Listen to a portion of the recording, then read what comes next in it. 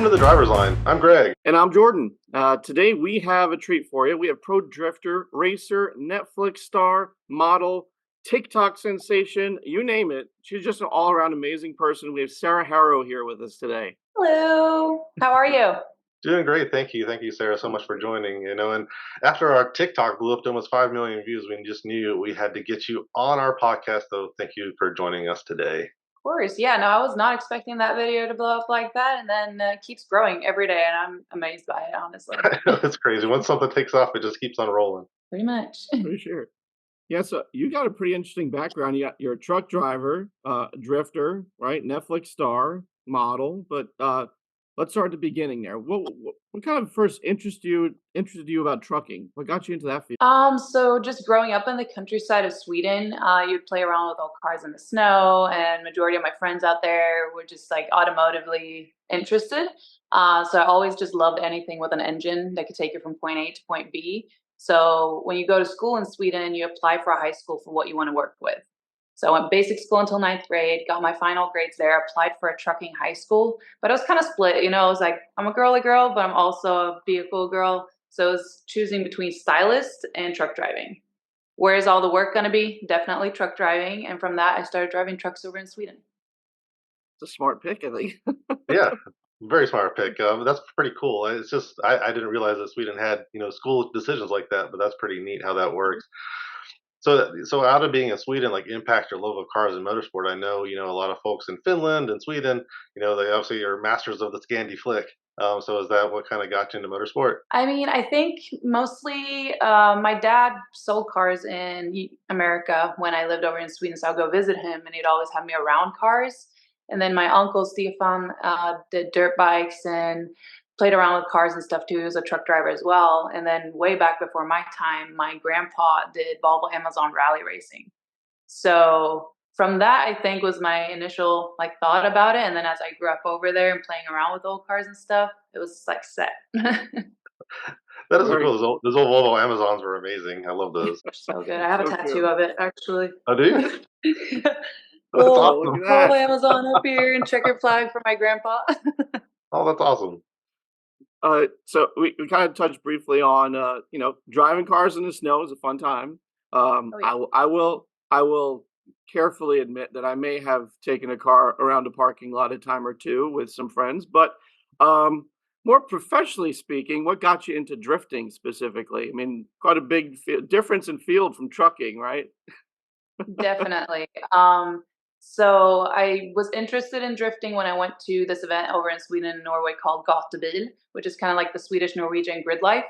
So I was watching cars. I got to get a ride along in one of my now good friends, Ola Jaeger's MK4 Supra. And after that, I was hooked. I was like, I can't watch this. I need to be on track. And then 2016, I ended up moving over to Florida and I attended a track there, took pictures and stuff. And eventually I got an offer to get into 350Z. So did about 5 events in that thing, had a break for about 6 months. And then came the message on Instagram asking me to apply for this show called Race the Grid, which ended up being Hyperdrive. Right. Cool. So they wanted me to own the car and I needed a cage to compete in it. And 2 weeks before they needed a car, they sent out the green light and I got a cage in my daily 2014 V6 Mustang. Luckily, it's a manual. Went and did the show. And after that, I was like, hey, I got a cage. It's a rear wheel drive. It's a manual. I'm going on track. And after that, I just haven't stopped. That's Yeah, awesome. So how did Netflix actually approach you for that show? Like what was the bell ringer that kind of keyed on to Sara Haro? We want her on the show. So I was using some hashtags like girl drifter and stuff like that. And they got to my page. So the casting people were scouting Instagram, I believe. And they saw that I was truck driver, that I drove some cars here and there, and just automotive girl in general. So they sent me a message and was like, hey, we like your profile. We like that you're a truck driver and all these things. So we want you to apply for the show. And I was like, this is probably a scam, but I'm going to apply anyway because you can't win the race if you're not in the race. So I was like, why not? Had some Zoom meetings there and sent in my application videos and whatnot. And after that, they're like, okay, 2 weeks, we need your car. You're good. I'm like, all right, let's do it. That's awesome. Oh, well, that's fun. I was like, oh, there's happening stuff. Things are happening. So you kind of you actually just kind of led us into our next question for you, because as we were watching the TikTok comments fly through, there's all types of sorts on there, but something we kind of noticed in general was uh, just the typical, girl jokes like, oh, she's gonna hit the curb and she doesn't know. Have you faced any, what kind of challenges have you faced as a female professional driver that you can kind of share with us? Well, definitely a lot of that stuff, Really, but then how you much gotta time do tell you yourself. I'm have? sorry? So Sarah's like, how much time do you have? Oh, I have plenty of time. I Yeah. have plenty of time. But yeah, it's like, definitely the social media stuff and internet warriors that always have to talk down on something. And then I got to tell myself, don't like allow any negativity around, just focus on the positive ones and comment back to those and really highlight those ones. And then if someone is negative or it's like, oh girl, this and that, blah, blah, blah, it's like, well, let's meet on the track and see what you say after that, pretty much. Mhm. I gotta like ignore it. Doing truck driving was kind of funny. I would roll up to a truck stop, hop out of the truck, go in the truck, stop and get my fuel and whatever. And this dude's like, "What? You drive that?" It's like, "No, it's remote control from the office." And then I hop in and drive away. I was like, "Geez, what the heck?" That's definitely something that has been a big thing, that Mhm. girls can't drive this and that, like, no matter what kind of, if it's motorsports, truck driving, anything automotive or machinery and stuff like that. But fact is, we are a little more careful. We are very good at multitasking, so we're aware of way more around us. Not saying men can't. Some are awesome at that too. But it's like drifting though is more of an aggressive sport, I guess. So I could see why people would be like, "Oh, females are too timid for it." And that is one of the issues I've had too. It's like proximity wise. My trucker brain always tells me, keep your distance, be safe. My Mhm. drifter brain, you got to be through that car or you're not even close. Right. So it's like a little conflict right there that I've luckily finally worked through. So I'm actually getting that proximity way better in competition and stuff. That's awesome. One of the things I loved about Hyperdrive was how many women they had on the show. Is that something you kind of knew going in that they're going to have like Corinne and Brittany there, or is it you just kind of realized it when you finally got there and got to meet the cast? No, finally, I just got there and realized it there, and I was like, "Thank goodness, this is awesome." I love that they had a lot of them. But yeah, I had no idea what it was really until I got up there, and then my car wasn't even there when I got up there. So Oh, I gee. was like, "Oh boy, it got sold to Russia." So I'm moving out. So that's great. So on the show, you brought your friend Tiffany along, right, to act as your spotter. But we do have a lingering question from that because we didn't get to experience it. But how did she get the nickname Bun Bun? I don't really know. I think it was just when we both had buns one day and we started like headbanging them. And it's like, yeah, bun bun, let's go, bun bun. That's great. Just That's happened. awesome. Yeah, we had to ask that question, so we put it on our list because we just had to know. Well, But you thanks. did awesome on that show. I have to say, like, I mean, for someone who went in with limited experience and all of that, you made it very, very far in the competition against some seasoned pros and whatnot. So what kind of made the difference for you there, and kind of taking it to that level, just kind of being so green? I just had fun. So the first few episodes where it went really well, I was just having fun. I was excited about everything. And then I started getting in my head a little bit and started getting competitive. And that's when it went downhill, Mm, unfortunately. But just always have fun. Don't tell yourself you're nervous, you're excited instead. Um, but yeah, I was surprised that me and the car was even capable of the things we did. Honestly, I was like, whoa, this is awesome. This is a lot of fun. This car does good. I'm doing good. This is great. no, I got But to then admit, again, I would be like a little scared too because it was a lot of higher level drivers on that show. And some were like drag racing, some were autocross, some were drifting. And I was just like, oh, damn, they know what they're doing and they know what their cars are doing. And I'm just here. Most racing I've ever done with that car was probably like a street light, street race kind of thing. mm. No, I was hugely impressed, honestly, with you because when the show starts off and it's like, oh, Sarah Harrow's here in her V6 Mustang, I'm like, then you went Fun out there and crushed it. story. I Fun could, I mean, I was story. hugely impressed with especially with all the different challenges and components they had on there for you on that show. Yeah. What would you say was like the most difficult component for you? Because I think the light box for me would probably make me completely dizzy. But When you get out of the water, you had that little skid pad looking thing, circle, where Hmm. you had to get multiple targets and stuff. and it was so slick on there because they just built the track before we got there, Mm. and it was a little crested in the middle too. So getting water, new pavement, just getting that circle right with that little crest on it, I was like, oh, this is hard. Jeez. Otherwise, I imagine so. I mean, reverse 180 was something I'd never done before, like ever. So that was Mm. new to me, for sure. But it was so much fun just learning what the car could do with my inputs. That Mhm. was awesome. Very cool. So did you form any lasting relationships from, cast members or staff members on Hyperdrive? No, some good friends of mine are Brittany and Kevin Williams, Light Bright, as they are known on YouTube and everything. But yeah, no, since they're in America, it was fun getting to join them for King of the Hammers, their Ultra 4 racing and stuff, some off roading everywhere else. So it's really cool. And then I have some friends in Europe, like everyone really that was on that show became a family. I know it's a reality show and production probably wanted it to have more drama and stuff. So they interview people a certain way, but behind the scenes, we all knew each other very well. I remember Panda's car broke and we figured out a way to get the engine out. Everyone was just hands on that car, engine out, and then got a person that was selling that engine like 6 hours away or 3 hours away or something to drive, meet halfway, pick up the engine, come back to the track, get that engine in, so he'd even be able to do a lap after that. So it was really cool. That's awesome to hear. That's really cool. So it sounds like you have some experience with Fords. How exactly how'd you go from drifting a Mustang on a Netflix show to taking us behind the wheel of the Ford Bronco off road there? Staying at it with my drifting in the S197 Mustang, I started going to Formula Drift events. I started just getting to know everyone in the drift community in America. And then Von Gittin Jr. came to me and asked if I wanted to drive a Mach-E at Chicago Auto Show 2021. So at an FD event, he's like, "Hey, do you think you'd want to do this?" I was like, "Hell yeah! You could ask anybody on this earth. I am down, ready to rock. Let's go." Nice. Um, so after that, I just started driving the Mach-E's. That branched over to the Lightnings, trailer backup assist, Bronco regular, and now we have the Bronco Raptor out on course.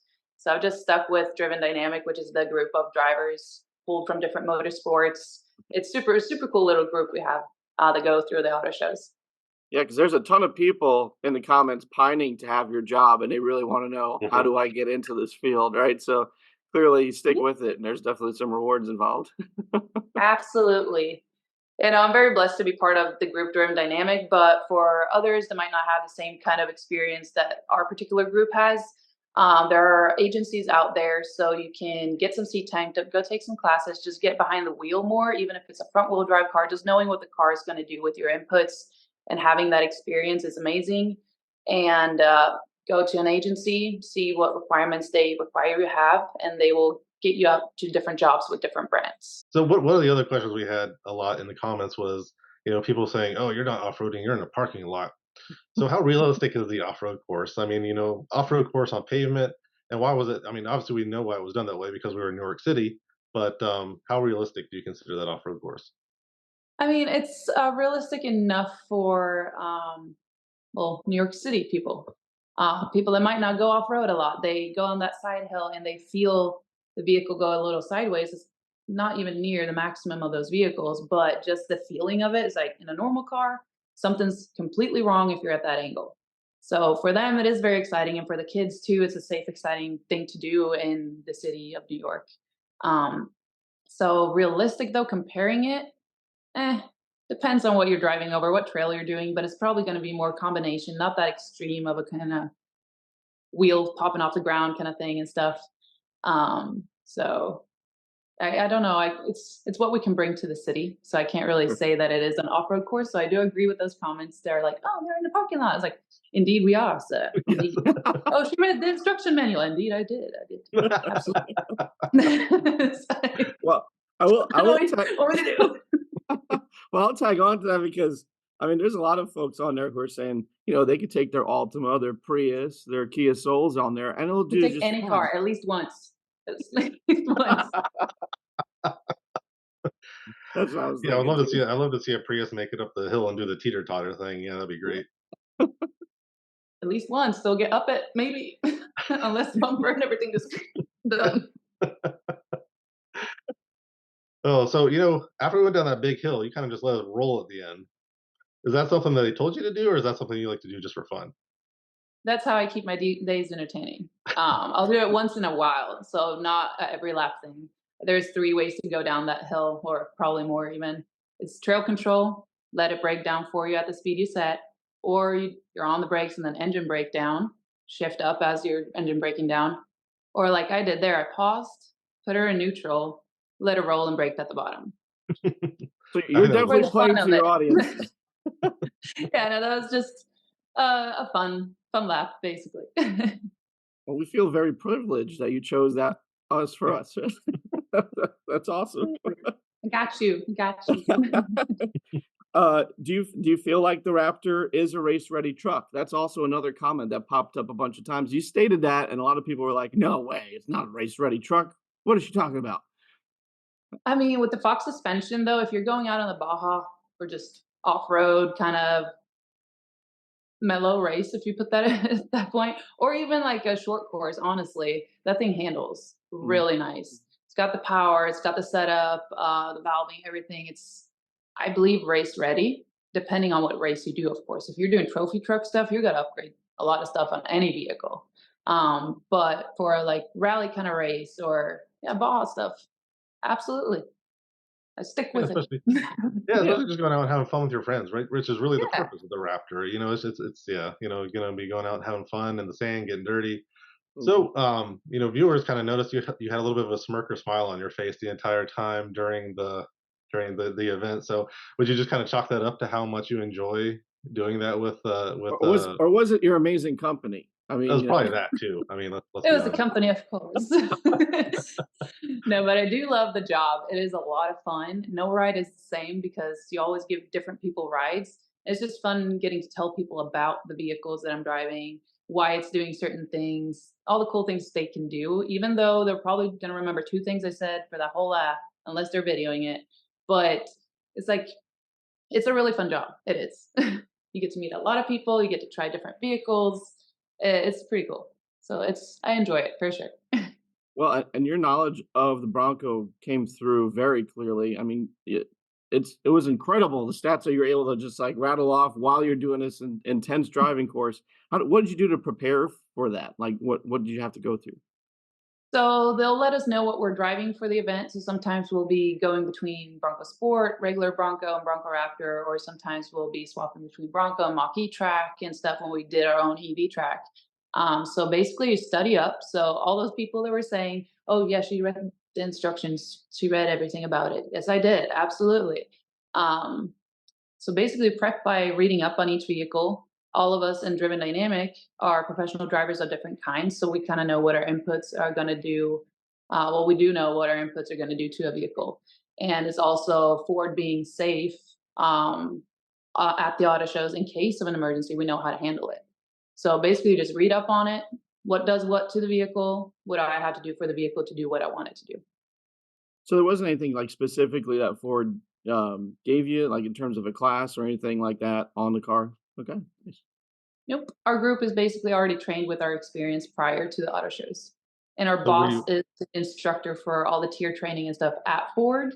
So he knows the So vehicles it's in hand and in hand. out and he helped Right. develop them and everything. He's such a cool boss to have. Yeah.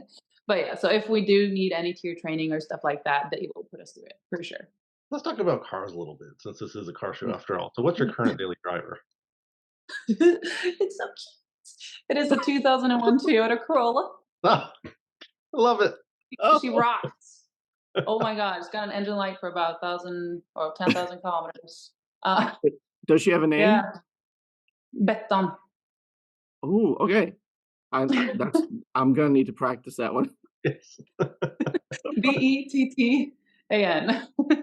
See, so all the folks who are on there roasting her for the way she's saying the state that begins with an N, because now I'm scared to say it. I know, I'm not gonna say it. I'm never gonna say it again.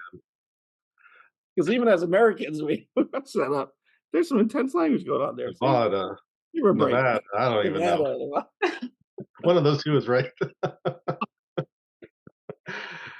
So So, okay, I'm assuming that ultimately, we might want to move on past the Toyota, right? So, if you were to if you were to build a dream garage, let's say, Oh, money's no issue, but let's give you like three categories, like a daily driver, right?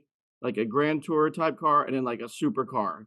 What are you looking at for your dream garage? daily driver, just a nice money is not an issue. Probably a 650, honestly, because I can make it drift capable enough to be a daily as well. Nice. And they already are drift capable out of factory, so I just spice it up the way I want it exactly, and it's a daily. Um, Go full on dark horse or just a regular GT? oh, dark horse for sure. Of course. I'll actually be out in Michigan. I leave on Tuesday to drive one, well, drift one for 2 weeks straight. So that'll be nice. Oh, Oh, awesome. Much enjoy excited. that. um, then for a more sporty car, probably, I do love the GT or GT, but I also Oh, love Porsches. Um, and like MK4 Supras for JDM. I have like categories of countries, I guess. yeah. Like JDM, American, Swedish, European. No, trust I me, don't we know. There's completely so agree. many. Yeah, I no, would we're have with you. such a list. Oh God, 69. Oh, a cruiser car would definitely be like a 69 fastback Mustang. Mm, Um, Volvo Amazon for sure. nice. Uh, I don't know. Dang, there's so many, so many. What about a But you supercar? get the picture. Maybe a Peterbilt with a big Yeah, trailer for Ah, exactly. racing stuff, you know. we had a House tow You truck know where on the like your here. living vibes. room's in your garage and the rest of your house is just garage. Yes, I'm with That's you. awesome. Ideal like housing situation would definitely be barnuminium for sure. Yeah. Huge shop, little apartment, solid. I'm with you. I'm with you. My wife said no, unfortunately. So No. that's a bummer. What if we took you the opposite direction though? What if someone was gonna torture you by forcing you to drive one car for the rest of your life? What do you think that would be? The old Alfa Romeo. Okay, why is that? Just because you'll be fixing it all the I time. wouldn't get anywhere. It would just all right, you're walking. Can't go drifting and racing if the car doesn't move. No, I don't know. There's always like a shit car of every brand, I feel like Yeah, every brand has some awesome cars and then some shit cars. yeah. That is true. That is fair. So, if we're talking about brands, is there a manufacturer right now that you think is absolutely crushing it from like a enthusiast perspective? I mean, Ford for sure, because they have so many different varieties of cars now. They have trucks, they have the Mustangs for sporty, Broncos for off road. Like they got so much of everything, and then Ranger Raptor coming out and stuff. Um, I mean, I think definitely Ford is doing really well. I'm not Do you gonna think they're going to mention. give you a turn behind the GTD? Oh, Mm, that would be sick. That would be yeah, sick. CC Hopefully, Ford, Sarah wants to drive the GTD. Give her a chance. right. We'll yeah, send them get a over. shot. Do a test day. Let's see what happens. That'd be awesome. So so you got that off rodeo behind you now, right? So what are you looking forward to coming up in your schedule that you can reveal to us? Maybe there's stuff that you can't talk about, but So over in Sweden, here in Norway, I actually do drift taxi ride-alongs in a M5 BMW. So Oh, at those golf debate events where everything started, where I was just watching drifting and racing, at that event, I am now driving for that company, which is super cool. Getting to give people ride-alongs. It's a four-seater, so three people get to go with me, couple laps on track, come back out, unload, reload, and so much seat time. And that is when is that? 20.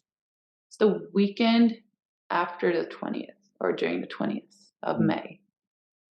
So 26th, 25th, 26th, or something like that.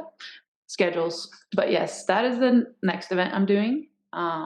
This Saturday, actually, I am taking the Mustang out for the first rep of the year. nice. Where's that So going to be? nice. Mantorp Park, so in Sweden. Okay, cool. So, And then, so does the Black Pearl follow you across the sea? Mm, yeah, I shipped her over. that's That's awesome. So cool. It That's so it's nice. cool. I gotta have her with me, you know. But I feel bad. She's been in storage all winter, and I've been working a lot and stuff. So now this week, I'm gonna go check her out, see what I need to get done to it, take it back from the track because it's been stored there. Very thankful for them for doing that for me. But um, get some body work done because I might have hit a wall back in America a little bit.